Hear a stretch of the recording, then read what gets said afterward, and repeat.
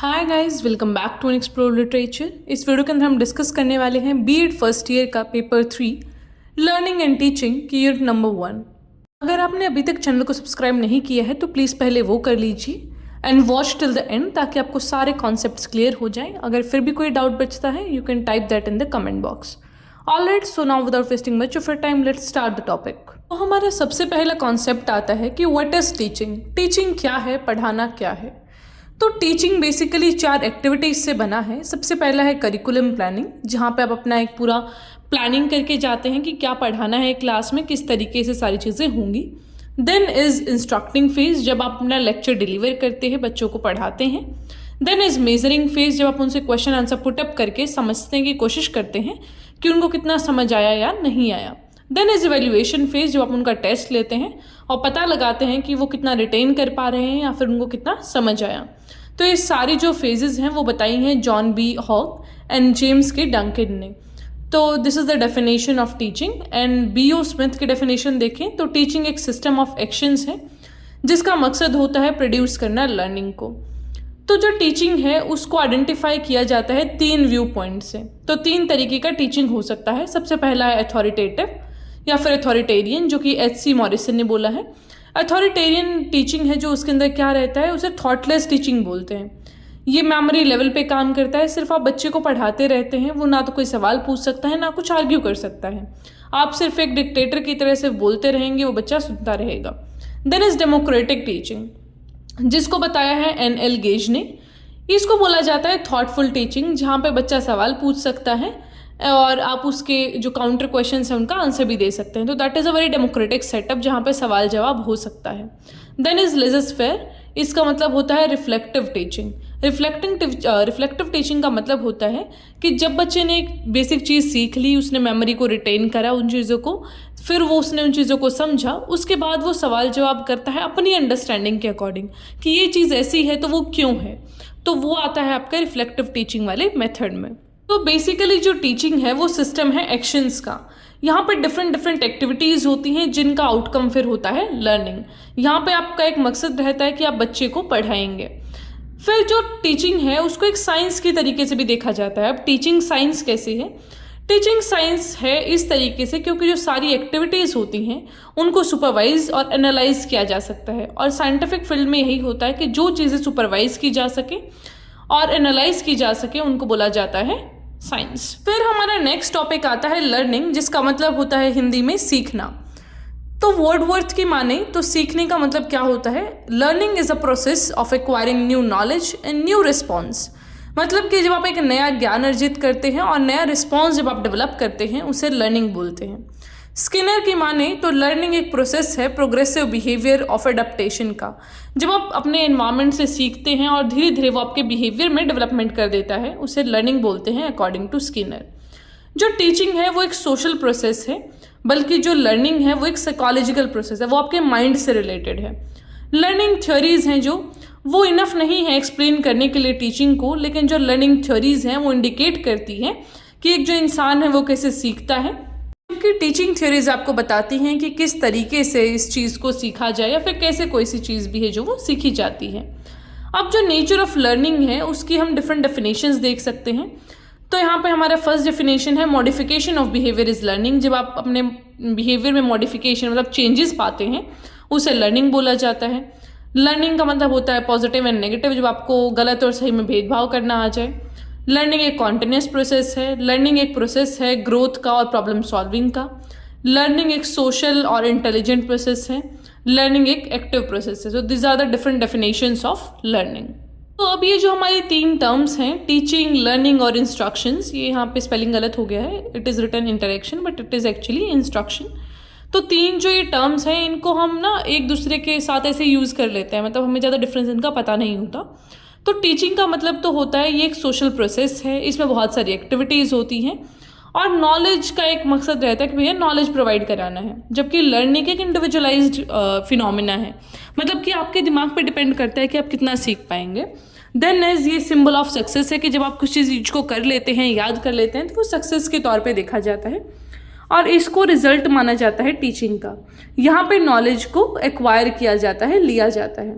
जबकि जो इंस्ट्रक्शन है ना वहाँ पे क्या होता है कि टीचिंग में तो हमारा एक गोल रहता है कि भाई जो बच्चा है उसको एक पर्टिकुलर गोल की तरफ डाइवर्ट करो और बताओ कि ऐसे करना है। लेकिन जो इंस्ट्रक्शन होता है वो स्टूडेंट को एक गोल की तरफ डाइवर्ट तो करता है, पर वहाँ पे कोई इंटरेक्शन नहीं होता। बच्चा एक टीचर से ना कुछ पूछ सकता है, मतलब वो 1-to-1 कॉन्वर्सेशन नहीं होता है।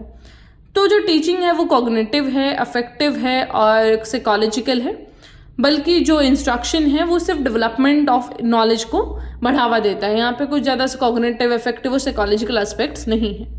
थॉमस ग्रीन ने अपनी किताब में, जिसका नाम है एक्टिविटीज़ ऑफ टीचिंग, में लिखा है कि कोई भी टीचिंग पॉसिबल नहीं है लर्निंग को छोड़कर।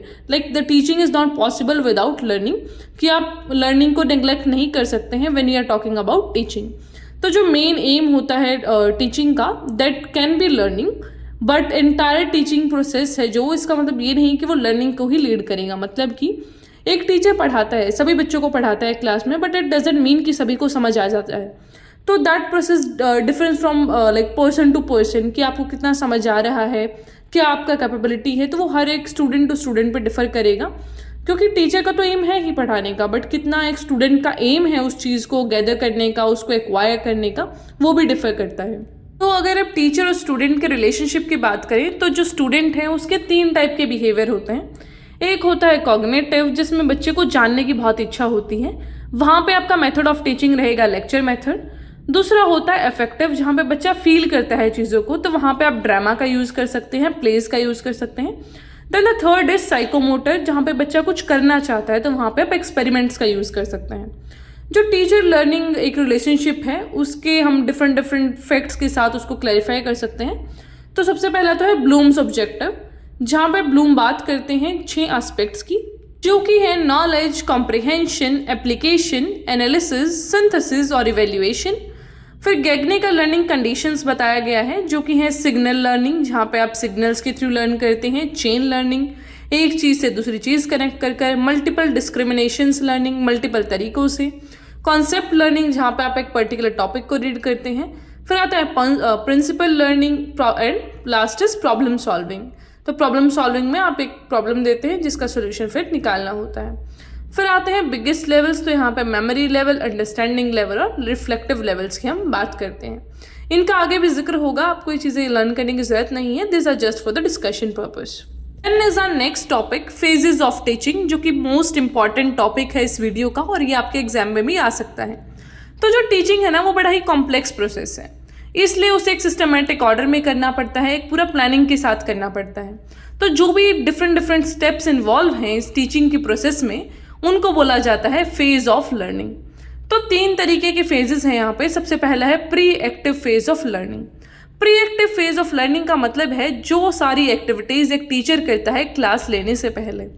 तो यहाँ पे उसको सेलेक्ट करना होता है कि क्या मटेरियल वो पढ़ाएगा, ऑर्गेनाइजेशन देखना पड़ता है कि भाई किस तरीके से क्लास बैठेगी, क्या कुछ स्ट्रक्चर रहेगा और कैसे मैं अपने पूरे लेक्चर प्लान को डिलीवर करूँगा। Then is justification of principles, कि क्या मेरा मकसद रहेगा पढ़ाने के पीछे, क्या मेरे प्रिंसिपल्स एंड थॉट्स रहेंगे।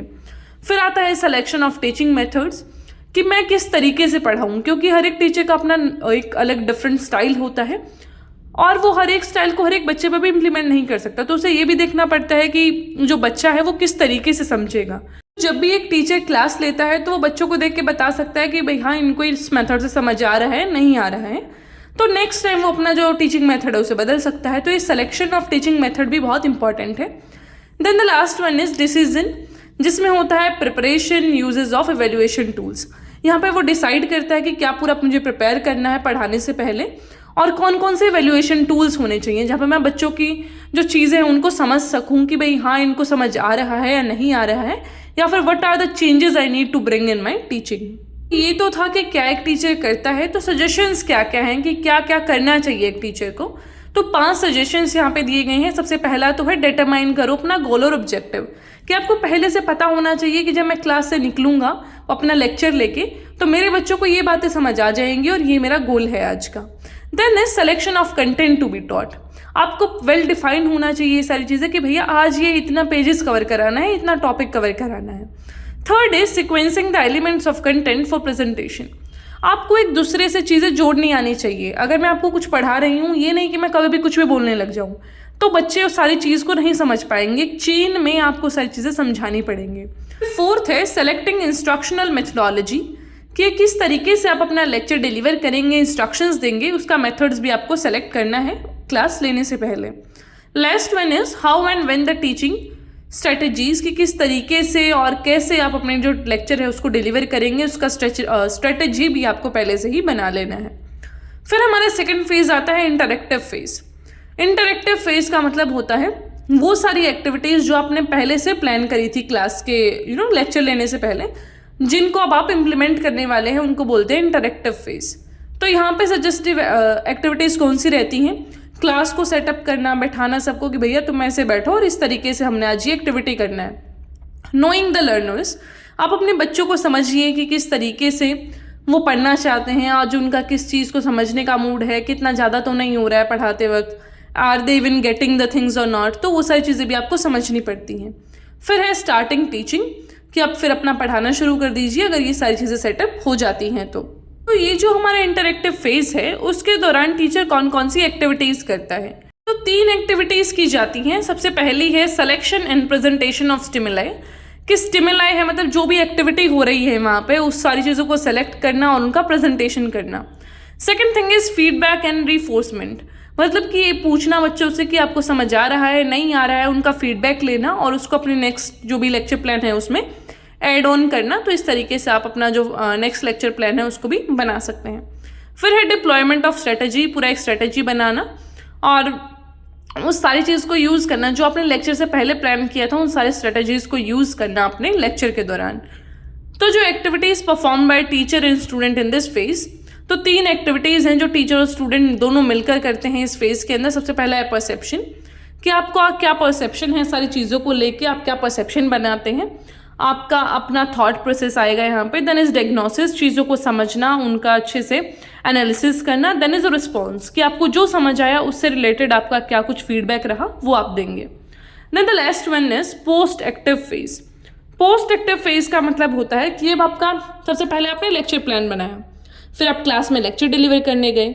अब जो लास्ट एक्टिविटी है हमारी वो होगी एनालाइज करना, कि बच्चों को क्या समझ आया। एक डायरी मेंटेन करते थे ना हमारे स्कूल में टीचर्स, वो वाली चीज़ कि आप इवेल्युएट कर रहे हैं अपने रिजल्ट को, कि क्या कुछ मेरे फीडबैक्स रहे, बच्चों ने क्या फीडबैक दिया।